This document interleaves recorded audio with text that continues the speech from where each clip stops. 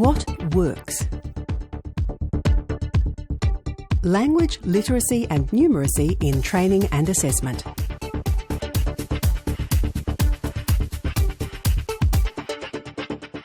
The best way to encourage good learning skills in your classroom is to be a good teacher, in fact. Encourage learners to ask questions. No question is a silly question. All the best learners ask questions regularly. Well, when I do ask them to ask questions about things, there's usually a dead silence. So I get them to speak to the person next to them and talk about the types of questions they could ask, or sometimes in small groups they feel more comfortable working in pairs or small groups, and then we get the group to present the question so that it's not too much pressure on them and that they don't have a sense of failure because it's a group situation. In a VET classroom, you're working with adults, often mature age adults. Adults have experiences of their own and refer to those. Let the learners bring their whole selves into the classroom and build on their strengths, build on what they know, give them confidence.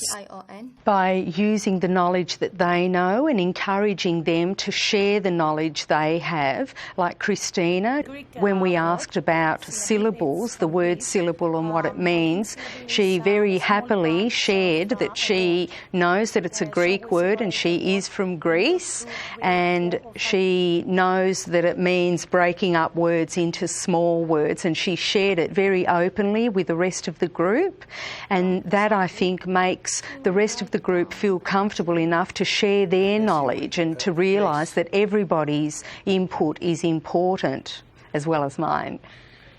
So it's actually bringing it down to grassroots level where they can understand because of their own experiences, so you're connecting to knowledge that they already have and then building and developing on top of that.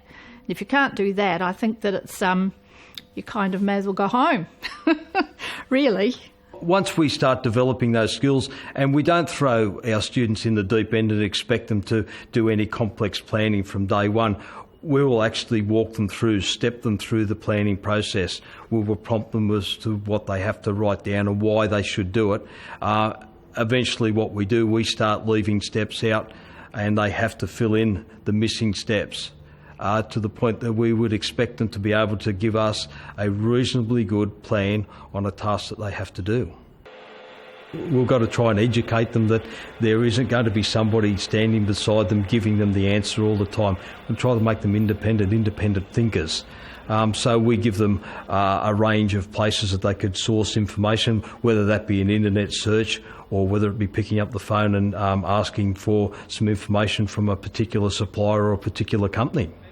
Once they get into that mindset that they can solve the problem, they're taking that one step further and they're looking at their activities here and possibly their day-to-day work, and they're solving other problems as they go.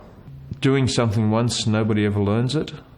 Doing something a couple of times brings it to become a procedure or a process that we learn to follow, and we're all creatures of process and habit, and if we learn something by a process, then we get there, so practice makes it work.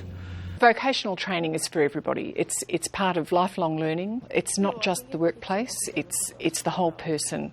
And the self-esteem that learners get from realising that they can do things, they can read and write better than they could, their literacy and numeracy is going to be good enough to do that job, is fabulous.